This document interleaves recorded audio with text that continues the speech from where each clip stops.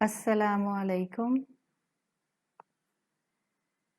क्या हाल है आप सबके? अल्हम्दुलिल्लाह, अल्लाह ताला ने एक और रमज़ान का दिन जो है वो नसीब फरमाया। तो अल्लाह का नाम लेकर अपनी क्लास को शुरू करते हैं। अल्हम्दुलिल्लाहि रब्बिल आलमीन वस्सलातु वस्सलामु अला अशरफिल अंबियाइ वल मुरसलीन व अला आलिहि व सहबिहि व मन इस्तन्ना बिसुन्नतिहि इला यौमिद्दीन। अल्लाहुम्मा जअलना मिनहुम व मिनल्लज़ीना आमनु व अमिलु स्वालिहात व तवासौ बिल हक़्क़ि व तवासौ बिस्सब्र। आमीन या रब्बल आलमीन। अल्हम्दुलिल्लाह, अपने लास्ट सूरास की इन डेप्थ स्टडी में हमने दूसरी सूरतुल फलक शुरू कर दी है। सूरतुल फलक अल्हम्दुलिल्लाह दूसरी सूरत है और सूरतुल फलक के हवाले से हमने कल इसका तारुफ और सूरतुल फलक ही का हमने अल्हम्दुलिल्लाह शान नज़ूल देखा था, जो हिस्टोरिकल बैकग्राउंड था। और उसी शान नज़ूल को देखते हुए ही मैं अपनी आज की बात को शुरू करूँगी। हमने शान नज़ूल के हवाले से ये चीज़ देखी थी कि रसूलुल्लाह सल्लल्लाहु अलैहि वसल्लम के ऊपर एक स्पेल कास्टिंग हुई थी। शान नज़ूल में आपको ये बात मैंने बताई थी कि सूरतुन नास और सूरतुल फलक इन दोनों के लिए कहा जाता है कि ये सूरतें या तो मक्का में नाजिल हुई या मदीना में नाजिल हुई। और आपको एक रीज़न मैंने बताई थी इनके मक्का में नाजिल होने की, और एक रीज़न आपको मैंने बताई थी इनके मदीना में नाजिल होने की। अब हम अपना आज का चैप्टर शुरू करते हैं और आज का चैप्टर हमारा जो है वो है अल्हम्दुलिल्लाह रसूलुल्लाह सल्लल्लाहु अलैहि वसल्लम की सीरत से ही बहुत स्ट्रांगली कनेक्टेड। जब हमने शुरू किया था अपना ये इन डेप्थ स्टडीज़ का सफ़र रमज़ान में, तो आपको मैंने ये बात मेंशन की थी कि इन 7 सूरतों का रसूलुल्लाह सल्लल्लाहु अलैहि वसल्लम की ज़िंदगी से बड़ा गहरा ताल्लुक़ है। आप सल्लल्लाहु अलैहि वसल्लम की ज़िंदगी में सूरतुल फलक का क्या मुकाम है, इसी पॉइंट पर एक बात क्लियर कर लीजिए ताकि कल को किसी को कन्फ्यूजन ना हो। रसूलुल्लाह सल्लल्लाहु अलैहि वसल्लम पर ये जो स्पेल कास्टिंग हुई थी, जादू का किया जाना, ये सही हदीस से साबित है। यानी ये सही बुखारी की हदीस में, सही मुस्लिम की हदीस में मौजूद है और इन 2 किताबों में मौजूद है। तो इसके अलावा आपको दीगर अहादीस की किताबों में भी ये स्पेल कास्टिंग का रसूलुल्लाह सल्लल्लाहु अलैहि वसल्लम पर होना मिलता है। अहले सुन्नत वल जमात इस कॉन्सेप्ट को एक्सेप्ट करते हैं कि रसूलुल्लाह सल्लल्लाहु अलैहि वसल्लम पर इस तरह से स्पेल कास्टिंग की गई। आपको माजी में भी किताबों के थ्रू पता चलता है कि ऐसे लोग गुजरे जिन्होंने इस चीज़ को डिनाई किया, और आज भी कुछ ऐसे लोग हैं जो इस वाक़े को डिनाई करते हैं। आप जैसे जैसे सूरत पढ़ती जाएंगी इंशाल्लाह मैं बहुत आसान अल्फाज में और आसान कॉन्सेप्ट्स के साथ आपको ये क्लैरिटी दे दूंगी कि किस तरह से लोगों ने इसको डिनाई किया और क्यों इसको डिनाई नहीं करना चाहिए, जबकि इसके पीछे एविडेंस सही अहादीस में मौजूद हैं। जो लोग इसको आज भी डिनाई करते हैं या जो लोग इसको पीछे तारीख में डिनाई करते थे, स्कॉलर्स कहते हैं ज़्यादातर वही लोग इसको डिनाई करते हैं वाक़े को कि स्पेल कास्टिंग रसूलुल्लाह पर नहीं हुई, जो रसूलुल्लाह की अहादीस के मुकाम को कम करना चाहते हैं, उसको डी वैल्यू करना चाहते हैं। वही लोग जो हैं वो इस वाक़े का इनकार करते हैं। तो आपको वाक़या कल की क्लास से जहन में होगा कि किस तरह से लबीद बिन आसिम ने यहूदी लोगों के साथ मिलकर एक वो अरवान का कुआं था जिसके बिल्कुल बॉटम में पत्थर के नीचे आपके बालों के ऊपर ये स्पेल कास्टिंग की थी। इसका इम्पैक्ट रसूलुल्लाह सल्लल्लाहु अलैहि वसल्लम पर क्या हुआ, इससे पहले कि मैं इसका इम्पैक्ट बताऊं, जस्ट अ ब्रीफ इंट्रो اسلام میں اس کا مقام کیا ہے، اس پر ہم آگے بات کریں گے. بریف انٹرو آف میجک، جس کو آپ بلیک میجک یا جادو کہتے ہیں. دیکھیں، اگر آپ یہ اسٹڈی پوری کی پوری اپنی ٹریڈیشنل لائن کے اندر، اسلامک شریعہ کے اندر پیچھے جاتے ہوئے کریں، آپ صحابہ تک پہنچ جائیں اور آپ پھر قرآن کی آیات کو دیکھیں، تو آپ بہت آرام سے ان آیات کو ابھی بھی اپنے ذہن میں لا سکتی ہیں جو سورۃ البقرہ کی آیات ہیں، اور جن کے اندر 2 نام فرشتوں کے آئے ہیں، ہاروت اور ماروت. اگر آپ اس مفہوم کو ذہن میں رکھیں تو اب جو بات میں آپ کو بتاؤں گی وہ انشاءاللہ آپ کو فائدہ دے گی. وہ بات کیا ہے؟ وہ بات یہ ہے کہ اسکالرز کہتے ہیں کہ جتنا بھی میجک ہے، بلیک میجک، یہ سارے کا سارا، دیکھیں جادو ہوتا ہے، وائٹ میجک، بلیک میجک تو اب دنیا نے اس کے نام رکھ لیے ہیں. یہ جتنا بھی میجک ہے، یہ سارا کا سارا بیبیلون سے اوریجنیٹ ہوا ہے. بیبیلون آپ کو پتہ ہے کہ وہ جگہ تھی جہاں پر اللہ تعالیٰ نے 2 فرشتوں کو بھیجا تھا جن کا نام ہاروت اور ماروت آتا ہے. اب بہت غور سے میری بات کو سنیے گا تاکہ آپ کو آج کی کلاس کی بات انشاءاللہ ایک بیس دے. کل کو آپ میں سے شوق رکھنے والی خواتین جن کو بکس ریڈنگ کا شوق ہے، یا خاص طور پر وہ خواتین جو الحمدللہ عربی زبان پڑھ سکتی ہیں، اور جب آپ کلاسیکل اسکالرس کی کتابوں کو پڑھیں گے تو کہیں آپ کو وہاں یہ رائے ملے تو آپ کنفیوز نہ ہو جائیں. اس کو بہت غور سے سنیں. 2 رائے آپ کو اسکالرس کی کلیئرلی ملیں گی جب آپ پیچھے کی طرف اپنا سفر شروع کریں گی. وہ 2 رائے یہ ہیں کہ ایک رائے یہ دی جاتی ہے اسکالرس کی طرف سے، اور وہ رائے یہ دی جاتی ہے، وہ کہتے ہیں کہ فرشتوں کے ذریعے اللہ تعالیٰ نے بیبیلون کے لوگوں کو جادو سکھایا. یہ پہلی رائے ہے، فرسٹ اوپینین، فرشتوں کے ذریعے جادو سکھایا گیا. دس از فرسٹ رائے. دوسری رائے کیا ہے؟ دوسری رائے اسکالرس کہتے ہیں، اور یہ ماڈیفائیڈ رائے ہے، اور اس رائے کے اندر آپ کو زیادہ وزن ملتا ہے، بیکاز اگر آپ کمپیریٹیو اسٹڈیز کر سکیں بٹوین دا کلاسیکل اسکالرس تو پھر آپ کو بہت اچھی طرح یہ بات سمجھ آ سکتی ہے. اور وہ بات کیا ہے؟ دوسری رائے ماڈیفائیڈ رائے جو آپ کو تفسیر الطبری میں ملے گی، اور تفسیر الطبری میں ابن عباس رضی اللہ عنہ کو کوٹ کیا گیا ہے. ابن عباس رضی اللہ عنہ کو کوٹ کر کے جو بات بیان کی گئی ہے تفسیر الطبری میں، وہ یہ ہے کہ فرشتوں نے ڈائریکٹلی انسانوں کو جادو نہیں سکھایا تھا. So this is a contradiction with the first رائے. فرشتوں نے، ابن عباس رضی اللہ عنہ کے مطابق، فرشتوں نے ڈائریکٹ جادو نہیں سکھایا انسانیت کو، بلکہ اللہ تعالیٰ نے ان 2 فرشتوں کو بھیجا تھا کہ یہ جائیں اور انسانوں کو ایک مقام پن پوائنٹ کر دیں. ایک جنوں کا ٹرائب تھا جو یہ اسپیل کاسٹنگ سکھایا کرتا تھا، تو اللہ تعالیٰ نے فرشتوں کو اتنا، ابن عباس کی رائے کے مطابق اتنا جو تھا وہ رسپانسبلٹی دے کر بھیجا تھا کہ وہ جائیں اور جا کر وہ جو انٹرسٹڈ انسانوں ان کو بتا دیں کہ ایک مقام ہے جو جادو سیکھنا چاہتا ہے، وہ اس لوکیشن پر چلا جائے. اس لوکیشن پر جنات کا ایک ٹرائب تھا جو کہ جادو سکھایا کرتا تھا. تو یہ رائے جو ہے یہ آپ کو اس طرح سے ملتی ہے کہ فرشتوں نے ڈائریکٹ انسانیت کو جادو نہیں سکھایا، اور زیادہ تر اسکالرز جو ہیں وہ اسی طرف انکلائنڈ ہیں. اچھا، اب ہو سکتا ہے آپ کے ذہن میں بھی سوال آئے کہ فرشتوں نے کیوں اس پوزیشن کی طرف ان کو، اس لوکیشن کی طرف ان کو ڈائریکٹ کیا کہ جہاں پر وہ جادو سیکھ سکتے تھے.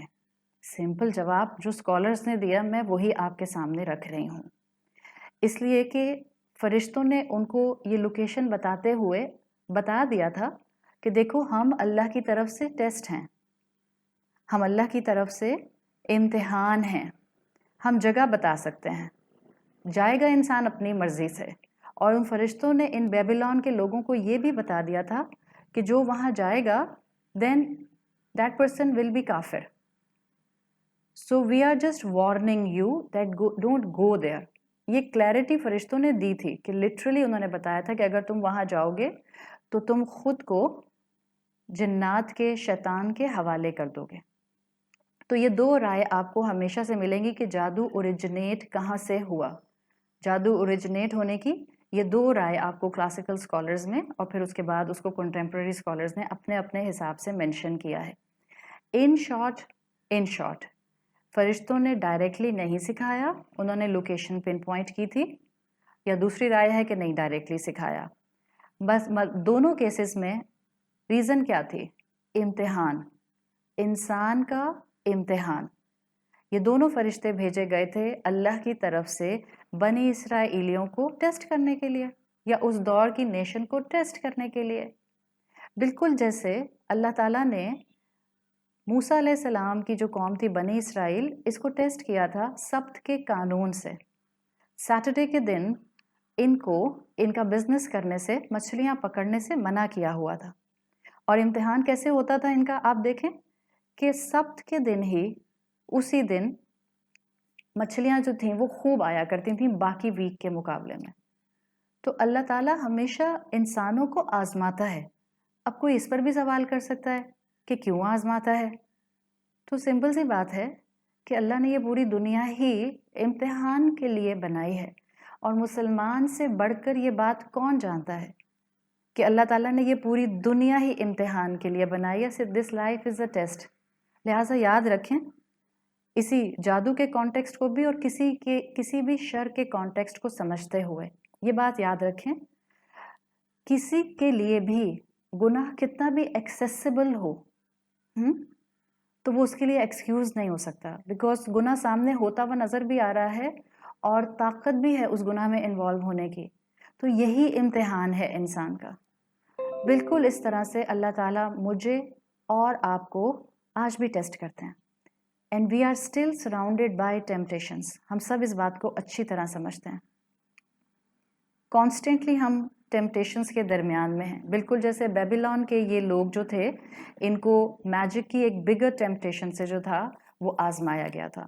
تو یہ ایک بیسک انٹرو ہے جو جادو اوریجنیٹ کہاں سے ہوا اس کے لیے اسکالرز جو ہیں وہ رائے دیتے ہیں کہ جادو اوریجنیٹ ہوا تھا بیبیلون سے, اور کیسے ہوا تھا اس کے لیے میں نے آپ کے سامنے دو اوپینینز رکھ دیں.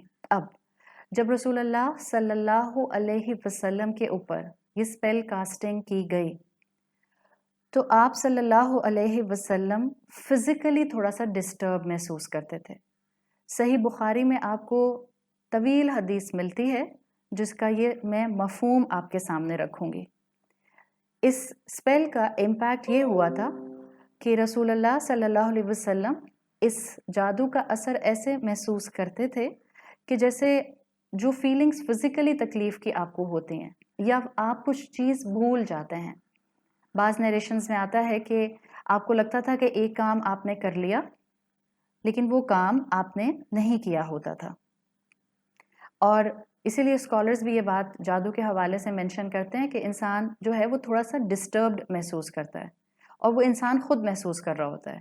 رسول اللہ صلی اللہ علیہ وسلم کے معاملے میں تمام اسکالرز نے یہ کلیئرٹی دی ہے کہ آپ کے بیلیف کے اوپر اس اسپیل کا کوئی اثر نہیں آیا تھا. یہ it was some thing physical جو آپ محسوس کرتے تھے, بالکل جیسے اگر کسی کے سر میں درد ہو رہا ہے تو اب آپ ہی محسوس کر سکتی ہیں نا کہ آپ کے سر میں درد ہو رہا ہے. جب تک کہ آپ کسی کو نہ بتائیں سامنے والے کو نہیں پتہ چلتا کہ آپ کے سر میں درد ہو رہا ہے. تو رسول اللہ کے ساتھ بھی یہ فزیکل ایلمنٹس کا معاملہ جو تھا وہ ہلکا پھلکا اس طرح سے شروع ہوا تھا, اور تقریباً 1 ماہ تک 1 month فار اے منتھ یہ سسٹم اس طرح سے کنٹینیو کیا تھا. تو جو مفہوم آتا ہے جو میں آپ کے سامنے رکھ رہی ہوں, مفہوم میں اس لیے کہتی ہوں تاکہ آئندہ بھی آپ یاد رکھیں. مفہوم اس لیے کہا جاتا ہے تاکہ کل کو کوئی جملہ اس میں میری طرف سے اردو کا ایڈیشنلی بتاتے ہوئے ایڈ ہو جائے تو کہیں میں حدیث کہہ کر اس کو بیان نہ کر دوں, اسی لیے مفہوم کہہ کر بات کی جاتی ہے. اچھا, کیا حدیث کا مفہوم آتا ہے اس طرح سے کہ رسول اللہ صلی اللہ علیہ وسلم نے اپنی یہ کیفیت حضرت عائشہ رضی اللہ عنہا کو بیان کی تھی, اور ایسے بیان کی تھی کہ آپ نے رسول اللہ نے حضرت عائشہ کو بتایا کہ میں نے اللہ سے سوال کیا, یعنی آپ کو جو آپ فزیکل ایلمنٹ فیل کر رہے تھے آپ نے اس کے بارے میں اللہ سے سوال کیا. پھر آپ صلی اللہ علیہ وسلم نے حضرت عائشہ سے کہا کہ فائنلی مجھے اللہ تعالیٰ نے اس کا جواب دے دیا۔ حضرت عائشہ نے پوچھا، رسول اللہ صلی اللہ علیہ وسلم نے پھر ان کو بتایا، جب حضرت عائشہ نے پوچھا کہ آپ نے کیا سوال کیا تھا، تو رسول اللہ نے ان کو بتایا کہ I was suffering some different feelings، کچھ فیلنگس مجھے فزیکلی جو تھیں وہ ڈسٹرب سی تھیں۔ پھر ایک رات مجھے خواب آیا، اور خواب میں نے دیکھا کہ 2 فرشتے میرے سرہانے اور میرے پاؤں کے پاس آ کر بیٹھ گئے ہیں۔ دونوں، اب یہ آپ صلی اللہ علیہ وسلم بتا رہے ہیں کہ اس کا مفہوم ہے کہ دونوں انسانی شکل میں آئے اور دونوں میرے پاس بیٹھ کر آپس میں گفتگو کرنے لگ گئے، یعنی دونوں آپس میں بات کر رہے تھے۔ ایک نے پوچھا ان کو کیا ہوا ہے، دوسرے نے کہا ان پر جادو کیا گیا ہے، sorcery has been done to him۔ تو دوسرے نے پوچھا کس نے کیا ہے؟ دوسرے نے پوچھا کس نے کیا ہے؟ تو پہلے نے کہا لبید ابن عاصم نے کیا ہے۔ یعنی کیسے پتہ چلتا ہے کہ لبید ابن عاصم نے یہ کام کیا تھا؟ آپ کو خواب میں نام بتا دیا گیا تھا، آپ کو وحی کے ذریعے انفارم کیا گیا تھا، اس لیے کہ انبیاء کے خواب سچے ہوتے ہیں، انبیاء کے خواب وحی ہوتے ہیں۔ پھر خواب ہی میں رسول اللہ صلی اللہ علیہ وسلم کو اس شخص کا نام انفارم کیا گیا، اور پھر آپ نے آگے ڈیٹیل بتائی۔ پھر ایک نے پوچھا کہ لبید نے جادو کیسے کیا ہے؟ تو انہوں نے بتایا کہ قوم سے، کنگھے سے بال لیے گئے ہیں، ان کو ایک ایک کر کے نوٹ لگایا گیا ہے بالوں کے اوپر، اور ان نوٹس کے اوپر کچھ بلیو کیا گیا ہے، کچھ پڑھ کر پھونکا گیا ہے، اور یہ جو پڑھ کر پھونکا گیا ہے نوٹس کے اوپر، اس کے بعد اس کو وہ اروان کے کنویں میں دبا دیا گیا ہے۔ تو یہ ساری انفارمیشن آپ صلی اللہ علیہ وسلم کو خواب میں بتائی گئی۔ اسی خواب میں ایک فرشتے نے پھر سوال کیا کہ پھر یہ اپنے آپ کو کس طرح سے اس اسپیل سے پروٹیکٹ کر سکتے ہیں؟ جواب دیا گیا کہ سورۃ الفلق اور سورۃ الناس کی تلاوت کر کے، یعنی انہوں نے پھر یہ 11 آیات رسول اللہ صلی اللہ علیہ وسلم کے خواب میں ہی تلاوت فرمائی، سورۃ الناس کی اور سورۃ الفلق کی۔ اس طرح سے یہ آیات جو ہیں یہ تلاوت کی گئیں۔ ٹھیک، اچھا، تو 11 نوٹس تھیں اور 11 ہی آیات جو تھیں وہ ان 2 صورتوں میں دے دی گئی تھیں، اور یہ رسول اللہ کا خواب تھا۔ خواب سچا ہوتا ہے۔ رسول اللہ صلی اللہ علیہ وسلم اپنے صحابہ کو اس کنویں کے پاس لے کر گئے جو وہ اروان کا کنواں تھا، اور آپ نے اپنے صحابہ سے ان نوٹس کو، اس اسپیل کے جو کیے ہوئے پورے یہ تھے بال، ان کو ریٹریو کرنے کو کہا، جس پتھر کے ساتھ باندھ کے ان کو نیچے گرایا گیا تھا۔ آپ نے ان کو ریٹریو کروایا، اور آپ نے خود ایک ایک کر کے نوٹ کھولنا شروع کی۔ آپ ایک ایک نوٹ کھولتے جاتے تھے، اور پھر آپ سورۃ فلق اور سورۃ الناس کی ایک ایک آیت تلاوت کرتے جاتے تھے۔ اس طرح سے کچھ ہی دن میں روایات میں آتا ہے کہ آپ صلی اللہ علیہ وسلم نے پھر فزیکلی بہتر محسوس کرنا شروع کر دیا۔ تو یہ ہسٹوریکل کانٹیکسٹ میں ایک اسٹرانگ واقعہ آپ کو کلاسیکل تفاسیر میں بھی ملتا ہے، جس کی وجہ سے کہا جاتا ہے کہ یہ ریزن ہے ان 2 صورتوں کو مدنی کہنے کی۔ اگین جو اسکالرز اس کو مکی بھی کہتے ہیں، وہ کہتے ہیں کہ ڈیفینیٹلی اس مقام پر یہ دونوں صورتیں نازل کی گئی تھیں جادو کے کیور کے طور پر، آپ کو بتانے کے لیے، اور آپ کے تھرو تمام امت کو یہ انفارمیشن دینے کے لیے۔ اب ہم اللہ کا نام لے کر سورۃ الفلق کی پہلی آیت شروع کرتے ہیں۔ بسم اللہ الرحمن الرحیم۔ قل، آپ کہیے، اعوذ، میں حفاظت میں آتی ہوں یا آتا ہوں، برب الفلق، صبح کے رب کی۔ جنرلی اس کا یہی ترجمہ جو ہے وہ کیا جاتا ہے، قل اعوذ برب الفلق، کہہ دیجئے میں صبح کے رب کی حفاظت میں آتا ہوں۔ ہم نے پہلے بھی سورۃ ناس میں قل کے اوپر کافی تفصیل سے بات کی ہے۔ اب جب ہم آج سورۃ الفلق میں قل پر بات کریں گے تو ہم قل پر 6 پوائنٹس اپنے ذہن میں رکھیں گے، یعنی میں آپ کو 6 पॉइंट्स बताऊंगी इस कुल के बारे में। नंबर 1, पहली बात, इससे पहले कि मैं मीनिंग्स शुरू करूं, इस कुल के बारे में एक ऐसी इंफॉर्मेशन जो इंशाअल्लाह आप जब भी कुरान पढ़ेंगी आपको बहुत क्लैरिटी महसूस होगी। देखिए, कुरान में ये कुल 2 तरह से आया है। कुल 2 तरह से आया है, और कैसे आया है? नंबर 1, इसको कहते हैं कुल लित्तख़सीस। तख़सीस ख़ास करने से है। तख़सीस, तख़सीस का मतलब क्या होता है? किसी चीज़ को ख़ास करना। स्कॉलर्स कहते हैं कि कुरान में कुछ ऐसे मकामात हैं जहाँ कुल लित्तख़सीस आया है। क्या मतलब? यानी वो कुल सिर्फ़ और सिर्फ़ रसूलुल्लाह सल्लल्लाहु अलैहि वसल्लम के लिए किसी बात को लेकर आया है। जैसे कि सूरतुल अहज़ाब की आयत नंबर 28 में आता है, जो कि कुल लित्तख़सीस है। या अय्युहन नबी, ए नबी, कुल कह दीजिए, ये कुल लित्तख़सीस है। ली अज़वाजिका, अपनी बीवियों से, इन कुंतुन्ना तुरिदनल हयातद दुनिया व ज़ीनतहा, अगर तुम दुनिया की ज़िंदगी और आसाइश चाहती हो, फ़तआलैना उमत्तिअकुन्ना व उसरहकुन्ना सराहन जमीला, अगर तुम दुनिया की ख्वाहिशमंद हो तो आओ मैं तुम्हें माल दूं और अच्छी तरह छोड़ दूं। ये आयत, और ये आयत जो है सूरत अहज़ाब की, इस आयत के लिए कहा जाता है कि ये रसूलुल्लाह सल्लल्लाहु अलैहि वसल्लम के लिए स्पेसिफिक है, और ये कुल लित्तख़सीस है। कुरान में ये कुल कम आए हैं। ज़्यादातर जो दूसरा कुल आया है उसको कहते हैं कुल लिल उमूम, आइन मीम वाओ मीम, कुल लिल उमूम। तो जो कुल लिल उमूम है ये कुरान में ज़्यादातर आए हैं, जनरलिटी के लिए आए हैं, और बहुत ज़्यादा आए हैं।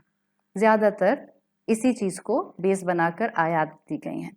अच्छा, अब आते हैं कुल के 6 मीनिंग्स की तरफ।